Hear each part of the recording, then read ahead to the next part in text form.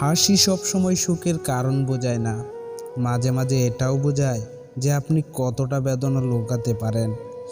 বোকা মানুষগুলো হয়তো অন্যকে বিরক্ত করতে জানে, কিন্তু কাউকে কখনো ঠকাতে জানে না। যত্ন করে কাঁদানোর জন্য খুব আপন মানুষগুলোই যথেষ্ট। সবাই তোমাকে কষ্ট দেবে, তোমাকে শুধু এমন একজনকে খুঁজে নিতে হবে যার দেয়া কষ্ট তুমি সহ্য করতে পারবে। যখন একা থাকার অভ্যেস হয়ে যায়, ঠিক তখনই সৃষ্টিকর্তা কিছু মানুষের সন্ধান দেন। যখন তাদেরকে নিয়ে ভালো থাকার অভ্যাসটা হয়ে যায়, ঠিক তখনই আবার একা হয়ে যেতে হয়। আমার প্রিয় মানুষটা যে আমার হাত ছেড়ে চলে গেল, এ পৃথিবীর সুখটুকু কি একটু বিচ্ছিন্ন হয়নি?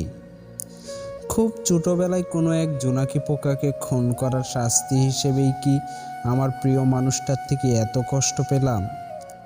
নিজের হৃদয় প্রচণ্ড কষ্ট বহন করা সত্ত্বেও প্রিয় মানুষটাকে একটুও বুঝতে দেয়নি, অথচ সেই মানুষটাই একদিন আমার হৃদয়ের খোঁজ করা বন্ধ করে দিল।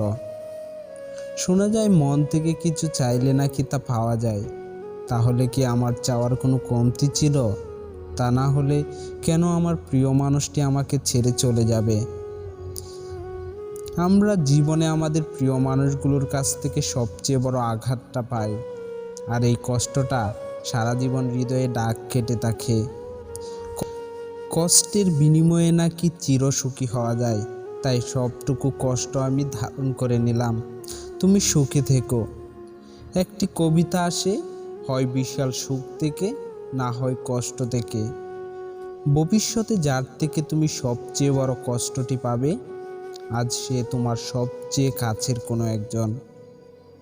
যখন কাছের কেউ চলে যায়, তখন পুরো পৃথিবীটাই শূন্য মনে হয়। এর চেয়ে আর কষ্টের কি হতে পারে? মনে রাখবেন, কষ্টের বোঝা একা বহন করলে কষ্টের বোঝা দ্বিগুণ হয়। আমি এমনভাবে পা ফেলি যেন মাটির বুকে আঘাত না লাগে। আমার তো কারোকে দুঃখ দেবার কথা নয়। প্রাপ্তি আর প্রত্যাশার পার্থক্য হলো দুঃখ। তাই নিজের প্রত্যাশাটা একটু কমিয়ে ফেলুন, দেখবেন আপনার দুঃখও কমে গেছে। আমাদের সবচেয়ে সুন্দর এবং সবচেয়ে কষ্টের মুহূর্তগুলো আসে আমাদের পারিপার্শ্বিক সম্পর্কগুলো থেকে। আমাদের একটা বিষয় বোঝা উচিত, কষ্ট হচ্ছে সাগরের মতো, কখনো ডুবে যায়, আবার কখনো সাঁতার কাটতে বাধ্য হই। দুঃখ কষ্ট প্রকাশ করা সহজ, কিন্তু বলা ততটাই কঠিন। মানুষের কষ্ট দেখাও কষ্টের কাজ। প্রতিটা মানুষেরই কিছু দুঃখ কষ্ট থাকে, যা কেউ জানতে পারে না।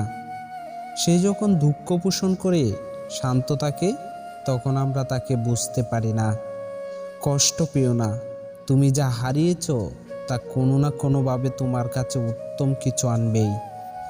কিছু মানুষের কষ্ট চোখ দিয়ে ঝরে, কিছু মানুষের কষ্ট মেজাজ দিয়ে প্রকাশ করে, কিছু মানুষের কষ্ট হৃদয়ের মাঝে শুকিয়ে মরে। তবে কষ্টকে যারা প্রকাশ করতে না পারে, তারাই জীবনে সবচেয়ে বেশি কষ্ট করে।